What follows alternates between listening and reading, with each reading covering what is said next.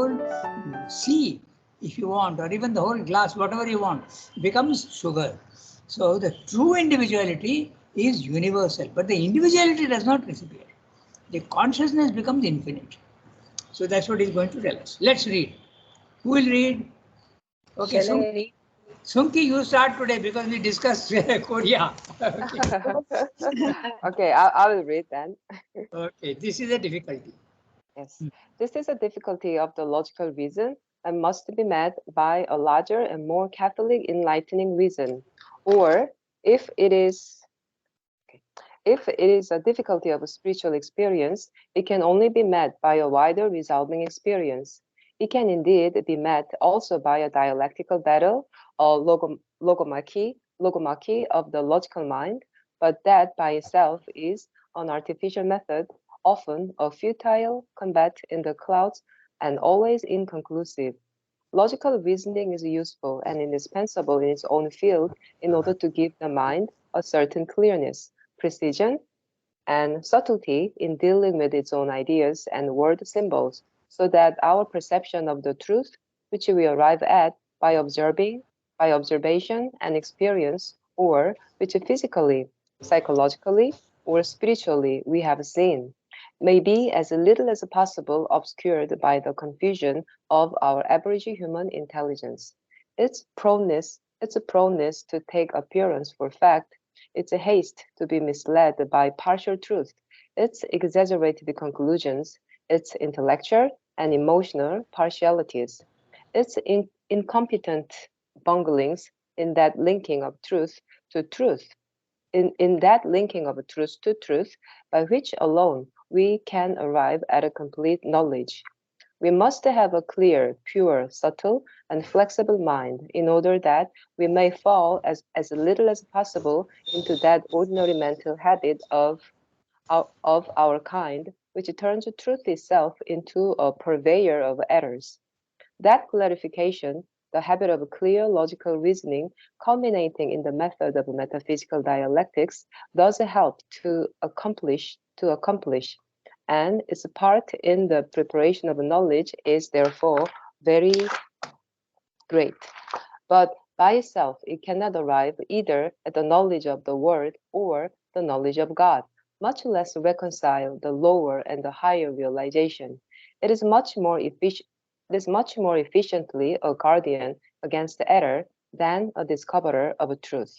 Although by deduction from knowledge already acquired, it may happen upon new truth and indicate them for experience or for the higher and larger truth seeing faculties to confirm. In the more subtle field of synthetical or unifying knowledge, the logical habit of mind may even become a stumbling block by the very faculty which gives it its peculiar use. For it is so accustomed to making distinctions and dwelling upon distinctions and working by distinctions that it is always a little at sea when distinctions have to be overridden and overpassed. Our object, then, in considering the difficulties of the normal mind when face to face with the experience of cosmic and transcendental unity by the individual, must be solely to make more clear to ourselves, first, the origin of the difficulties and the escape from them, and by that, what is more important, the real nature of the unity at which we arrive, and of the culmination of the individual when it becomes one with all creatures and dwells in oneness of the eternal. Very clearly, so we'll see what he's saying. Okay, is the main difficulty in understanding how the infinite and the finite can be one is our mind, because the mind is an analytical tool. It's a tool that analyzes and cuts up for clarity's sake. And why is that necessary? Also, we will have a look. Okay? When I go back to the origin, when the one manifests itself and becomes the many, okay, it is from the total light that it comes down into total darkness. So if it is total darkness, it is one. It becomes one again. Okay, there is multiplicity hiding in the oneness, in the subconscious, in the inconscient, if you want. So the difference between the one on top and the one below is the one above is full of light and clarity. But the one which is below is a oneness of darkness and no clarity. You can't distinguish between anything. This is the difference. So when there is a oneness in inconscient and there is no clarity, clarity has to come. Therefore, you start distinguishing and saying, in other words, truth and falsehood, one and the many are all mixed up in the inconscient. So you can't understand which is which. So clarity has to come, and that clarity is supplied by the mind. The mind says, yes, there has to be distinctions. Truth and falsehood seem to be all the same in the lower one, but they are different. So you need an analytical mind to separate truth from falsehood, oneness from the many, sweet and bitter. Okay, all these things have to be differentiated. If they are not differentiated, you'll be in trouble, because you will think you are eating something sweet, but it turns out to be something bitter. So you have to have clarity, and that clarity comes in small steps. It comes from, even at the tree level, the tree knows what to take and what not to take. Even the animal knows what to eat and what not to eat. Okay, sometimes even carnivores eat grass to cure themselves. So some sort of vague clarity starts coming at the animal level, but at the intellectual level, when man comes in, the clarity becomes more. So the mind is a very, very useful instrument of knowledge, so that you understand the differences that are there, implied and inherent in the inconscient. So you have to make a distinction. So discrimination comes first through the analytical mind. Therefore, it's absolutely essential. But then the many are being stressed by the mind. But when you go up to the next level again, the many is a wrong way of seeing, because you are not seeing the connectedness. So you have to get rid of your intellect and go to the higher level, and you start seeing the oneness. But the difference this time in oneness is that there is tremendous clarity. Discrimination does not disappear, it increases. So this is the gradation that he is talking about in this para. And the whole problem is our mind is analytical and it cannot understand the higher. And to understand the lower, it has to use its discriminative and analytical power. Okay, this is basically what he's saying in the para. Clear? So we go sentence by sentence. Okay. Now, this is a difficulty of the logical reason and must be met by larger and more Catholic enlightening reason. The reason has to not be rigid and insist on the differences, but you must be able to accommodate each other's point of view. This you can do to a certain extent by being more liberal, but that's not the seeing of the reality and the truth. That for that you have to go above the mind. But even when you are in the mind, you can be very wide and Catholic and tolerant. You can tolerate other people. That's a Hindu character.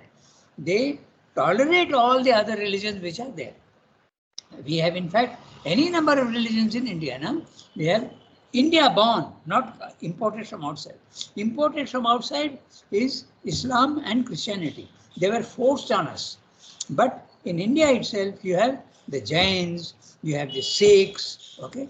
There are so many different Shaivites, Vaishnavites, so many different branches, and all of them were accommodated. Even the materialist was accommodated, okay? And there used to be arguments and discussions, but this is what is there. So, in the mind, you can have a certain Catholicity, but that's not the real unity. You have to go above.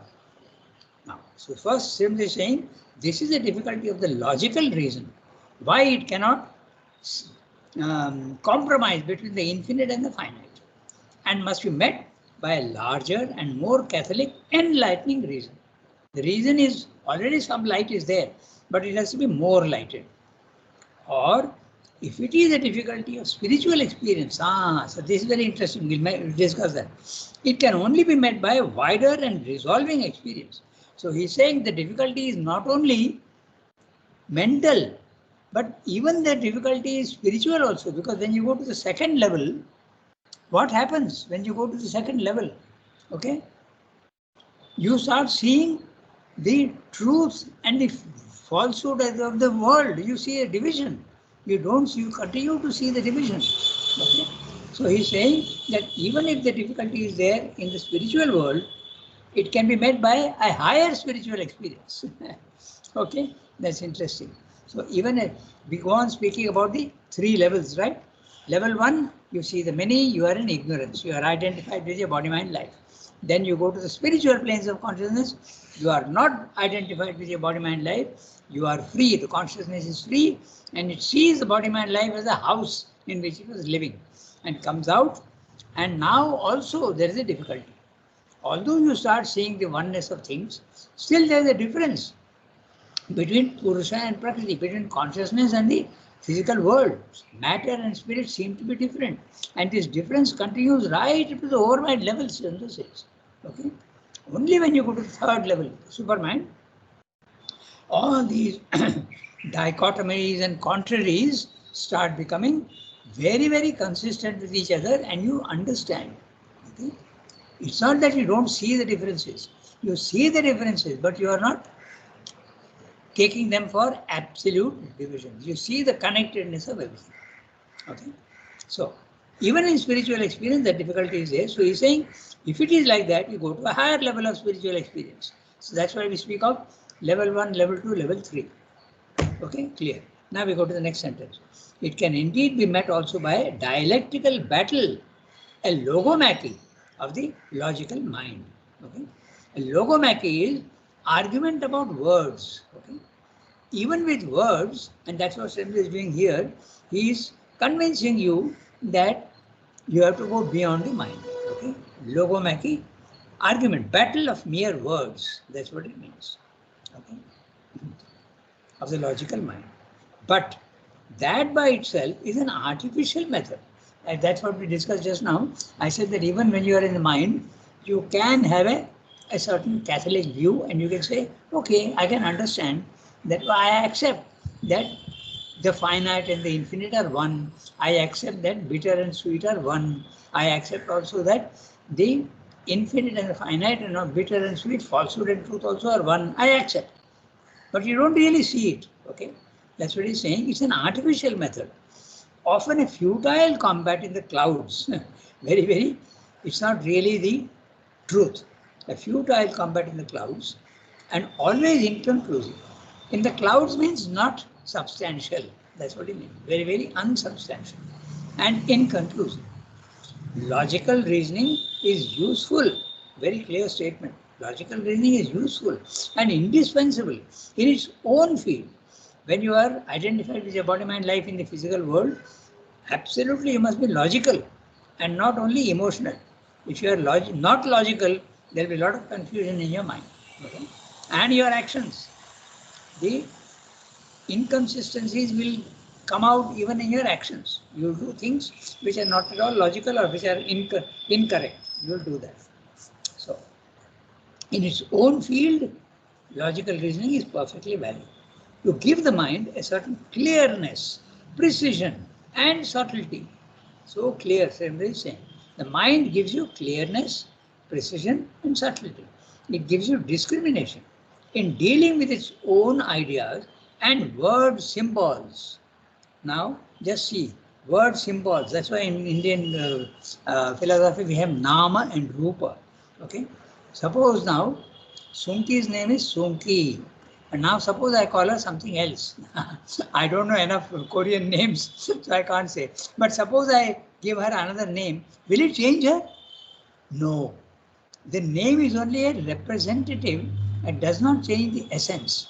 So all words are only symbols. They are not the truth. Okay? So when you are in the mental world, you are using words and they are only symbols. Okay? If I call a tiger, in French I will say tigre, and in our Indian language we will say bag. The words are going on changing, but the thing remains the same. So all words, remember, are only symbols, not the truth.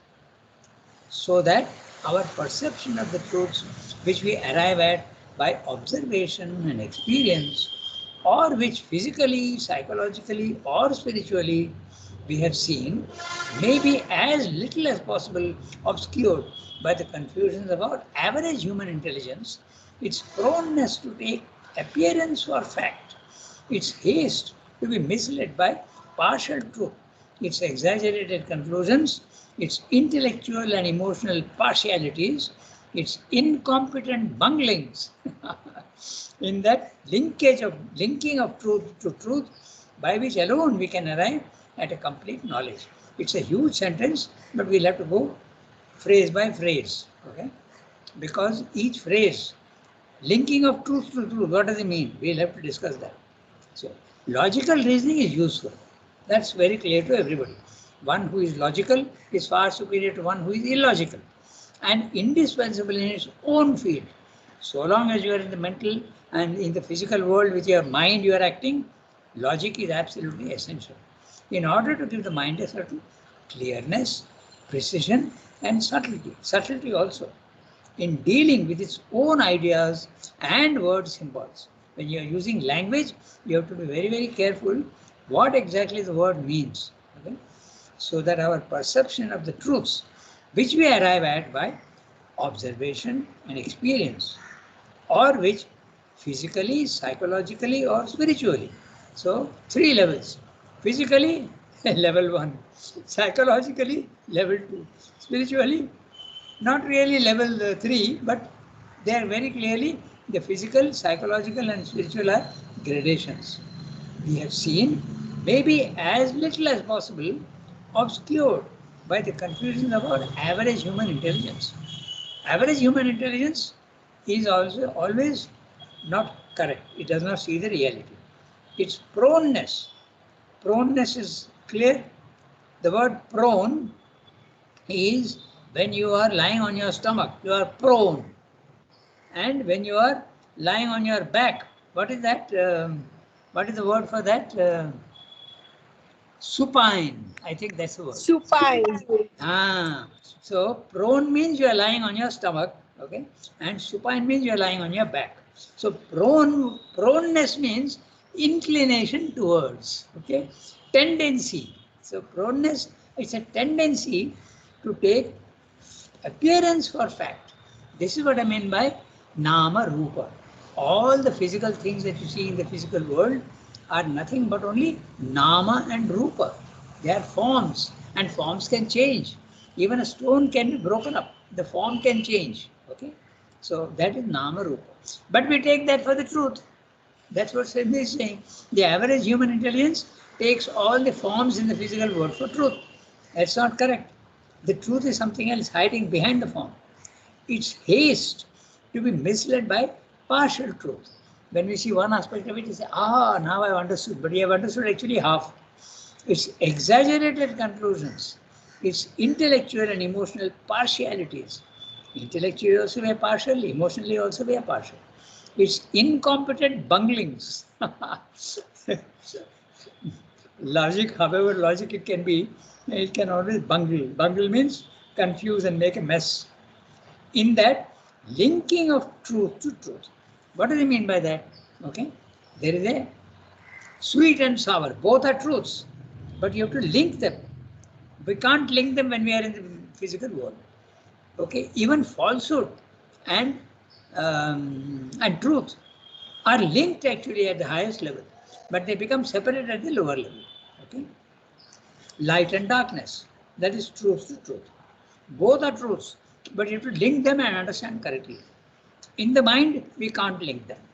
That's what Siddhu is pointing out. It bungles when it has to link truth with truth, by which alone we can arrive at a complete knowledge. The complete knowledge will be when you know the spirit as well as know the physical world.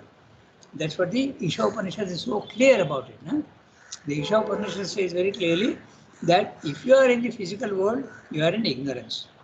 But if you are in the spiritual world and you see only the oneness, that is in a sense even more ignorance than the physical world.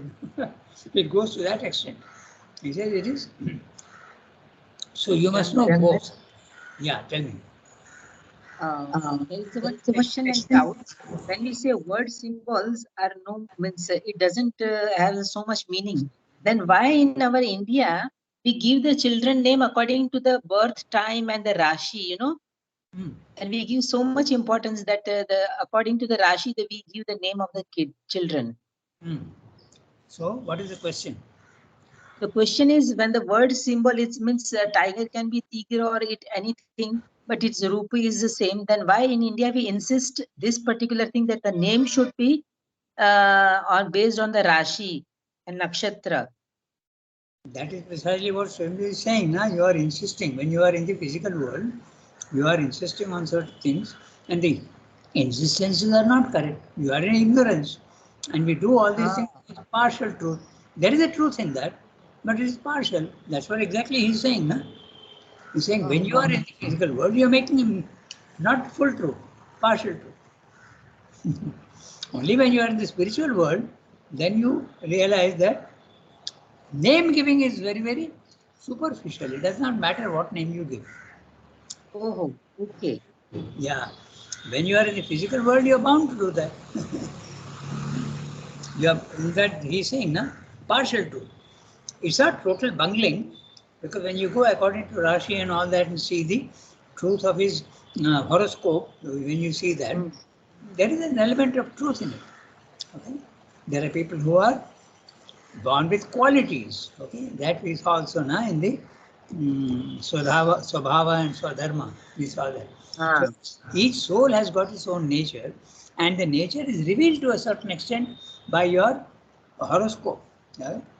It indicates your nature and your future. So there is some truth is there in it. But it does not matter what name you give. But it is some truth. Okay, we go to the next sentence. We must have a clear, pure, subtle and flexible mind. Flexible mind. Okay?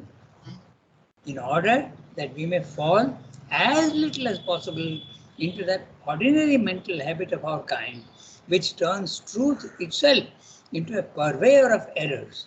The word purveyor means someone who supplies you, provides you, furnish you with things. Normally, your grocer would be a provider. The one who, the milkman who comes and gives you milk in the morning is a purveyor. He is supplying you. Normally, it means food articles, normally. But here you are supplying errors. So truth becomes the purveyor of errors. He is supplying you errors. So interesting use of the word, purveyor of errors. One who provides you things, your essential requirements. Usually it is food requirements. That clarification, the habit of clear logical reasoning, culminating in the method of metaphysical dialectics. When you have a clear logic, you come to philosophy. Okay? Metaphysical dialectics does help to accomplish, and its part in the preparation of knowledge is therefore very great. So Swami is saying, although the mind is limited, its part of preparation of knowledge is very great because it gives you clarity and also it gives you philosophy. Okay? But by itself, it cannot arrive either at the knowledge of the world or of the knowledge of God, much less reconcile the lower and the higher realization. Neither you can know the physical world so long as you are, if you are a scientist, okay, you will know something of the world, but you will not know the reality.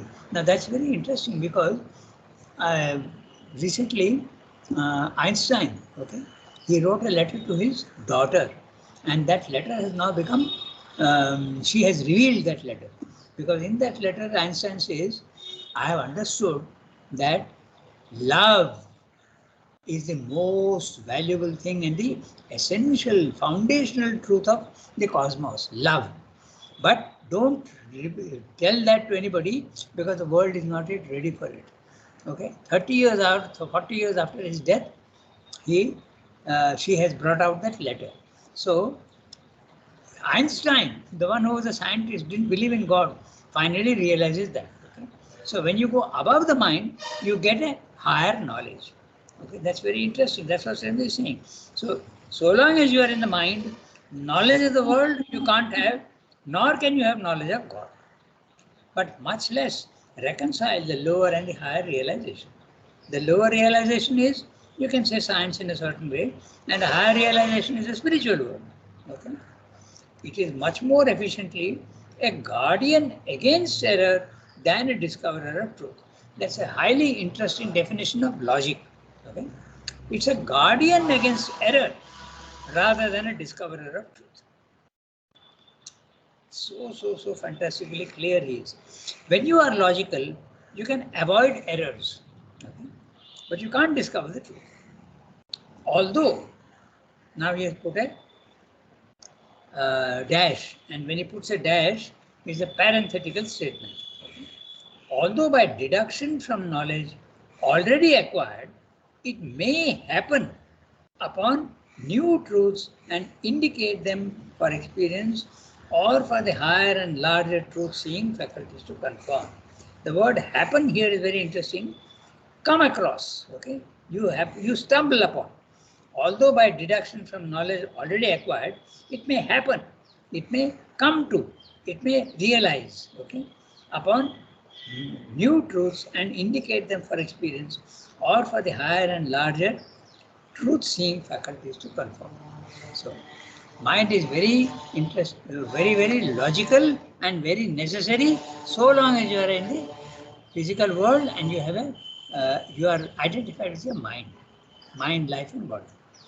In the more subtle field of synthetical or unifying knowledge, the logical habit of mind may even become a stumbling block by the very faculty which gives its peculiar use.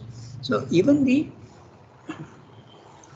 logic which is so useful in the physical world becomes a stumbling block in the spiritual world. So I'm using the words subtle field of synthetical or unifying knowledge. You can't get unifying knowledge in the physical world. You can get it only in the spiritual world. The logical habit of mind may even become a stumbling block by the very faculty. But Srinath is saying may even become. Why? That means, is it not possible that it need not become? That's exactly what Srinath says in somewhere else. He says that there are two ways of dealing with the problems of the mind. Okay? He says one is get rid of the mind, make the mind silent. That is the usual method. The Buddhists say that, the Jains say that, all the other systems say silence the mind, make the mind dead, the death of mind. Okay? Then you go to the consciousness rises to the next level. No more thought. But Sri Aurobindo says something very interesting in the synthesis. He says that instead of killing the mind, enlarge it. Now you can think about what it means, but mind need not disappear. It can enlarge itself, become more infinite and more logical, more wide, okay, and becomes flexible. That's why he's saying may even, okay. So otherwise he would have said definitely it's a stumbling block, but he's not saying it's definitely a stumbling block. He says may. So you can see very clearly how even two words, may even, are so clear. Okay? He's giving you a possibility that you need not kill the mind. That's not the only way to do it. Become a stumbling block by the very faculty which gives its peculiar use.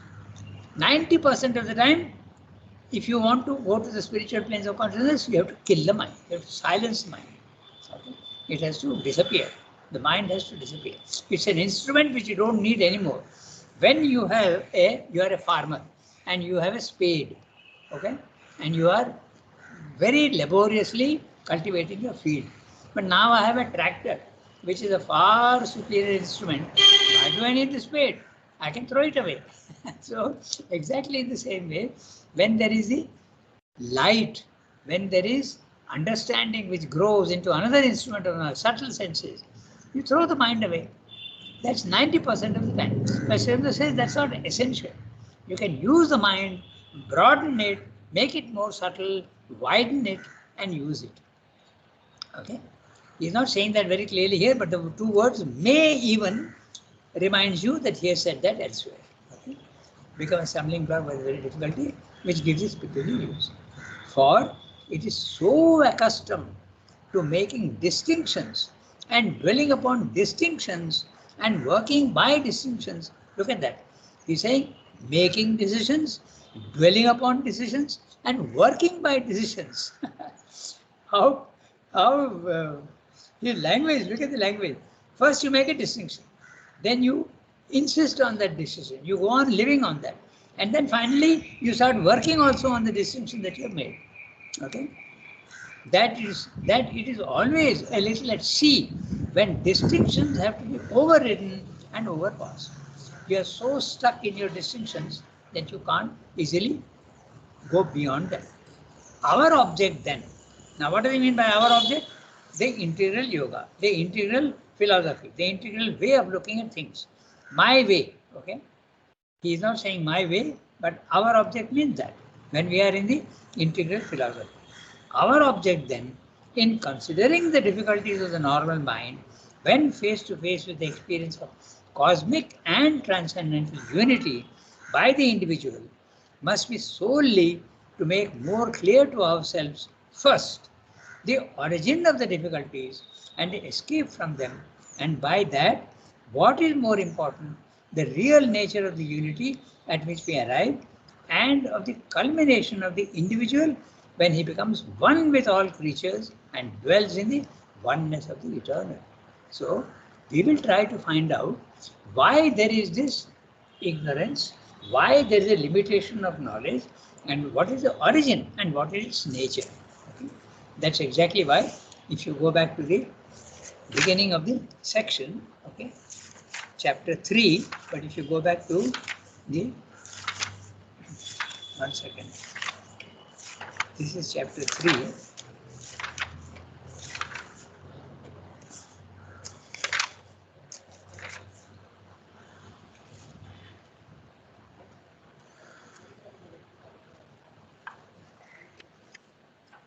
Yeah, book 2. Okay, go to book 2 before indetermination, cosmic determination. So when he starts book 2, the subtitle is the knowledge and the ignorance and the spiritual evolution. So that's what he is repeating here. We must know why the knowledge becomes ignorance. Let us look at the origin of everything. That's what he said. And he will tell you later on, sometimes we feel a little impatient and we want to know why the knowledge has become the ignorance. He will tell you there is a purposeful limiting of knowledge. Knowledge has the power to limit itself. It limits itself and becomes the opposite. Why? That's again another discussion that we will have to see. So, it's a purposeful, voluntary, intentional limiting of knowledge, because that becomes necessary for manifestation. Okay, that's how it comes. The limitation of the mind. Okay, and it becomes a problem, he's saying, when one becomes one with all creatures, obviously is the cosmic consciousness, and dwells in the oneness of the eternal. But note very interestingly, he's saying, where does this oneness come? He's saying it comes, our object then considering difficulty of the normal mind, when face to face with the experience of cosmic and transcendental. You can have the sense of unity even in the cosmic consciousness, and the transcendental consciousness, of course, you can. Okay, by the individual must be solely to make more clear to ourselves first the origin of the difficulties. Why is this knowledge becoming ignorance? Why is the infinite becoming finite? What is the source? What is the reason? And the escape from them, and by that, what is more important? The nature, the real nature of the unity at which we arrive, and of the culmination of the individual when he becomes one with all creatures and dwells in the oneness of the eternal. Sridhar is saying not the nature of the unity, he is saying the real nature of the unity. So the nature of the unity is oneness, seeing oneness everywhere. But the real nature of the unity is seeing the unity as well as the differences. Seeing the one as well as the many, that's the real nature of the unity. Okay. Rangada, Yeah, tell me. here, what is a synthetical knowledge? We have read now, in the more subtle field of synthetical or unifying knowledge, That's the right. logical habit of mind. So what is synthetical knowledge? Synthetical knowledge means it combines all the opposites, because each of the opposite, they told you truth with truth, remember? So falsehood is a truth, and truth also is a truth. It's a principle. Both are principles. But synthetical means it combines all the opposites. Okay? It combines all the opposites. In our physical world, we don't combine, we make a distinction. So synthesis and analysis are opposites. The mind is analytical. But when you are synthetic, you see the truth of all the so-called opposites. That is synthesis. Okay? And the true synthesis comes only at the supramental level. Even in the spiritual planes of consciousness, there is no absolute unity. Unity, only a unity, but not the absolute unity, which is the real nature of unity, is seeing the oneness as well as the multiplicity, and they are not opposite to each other. That's what is meant by synthetic. Okay? So it's just past 8:30. How big is the next para? Yeah, it's a very small one. We can read it. So who will read? Shall I read? Yes, go ahead. The The first. first difficulty for the reason is that it has always been accustomed to identify the individual self with the ego and to think of it as existing only by the limitations and exclusions of the ego. If that were so, then by the transcendence of the ego, the individual would abolish his own existence. Our end would be to disappear and dissolve into some universality of matter, life, mind, or spirit, or else some intermediate from which our egoistic determination of individuality has started. But what is this strongly separative self experience that we call ego? It is nothing fundamentally real in itself, but only a practical constitution of our consciousness devised to centralize the activities of nature in us. We perceive a formation of mental, physical, vital experience which distinguishes itself from the rest of being, and that is what we think of as ourself in nature. This individualization of being and becoming, we then proceed to conceive of ourselves as something which has thus individualized itself and only exists so long as it is individualized, a temporary or at least a temporal becoming, or else we conceive of ourselves as someone who supports or causes the individualization, an immortal being perhaps, but limited by its individuality. This perception and this conception constitute our ego sense. Normally, we go on farther in our knowledge of our individual existence. Yeah, a very small para, and he is telling you, he is describing there are very many subtle points, and I don't think we'll be able to do that because we have got only 8:35 already. So we'll do this next time, that is, we'll go to next week. Tomorrow is the synthesis, so we'll do this next week, but he's saying, he's discussing the ego. What is the ego and what is its usefulness? He has already told you that just like logic is very necessary in the physical world, ego also is very necessary. But what is the ego? Ego is that which makes you feel that you are an individual. But the true individual is cosmic and infinite. So the ego is a shadow of the true individuality, which gives you form and characteristics. It's like the grain of salt or sugar, that is the ego. But the grain of salt and sugar is something which can easily be dissolved. So it's a shadow of the real self, the shadow. That's what. But there are very interesting things what he's saying, okay? Particularly when he's saying dissolve into some universality of matter, life, mind, or spirit. So this is very interesting. We'll have a look at that next time. Okay. So we have to stop today. We have got only 3 minutes or so. We can't do. So this we will take up next time. So I put on the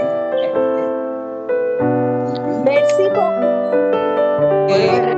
Thank you. Good morning, everybody.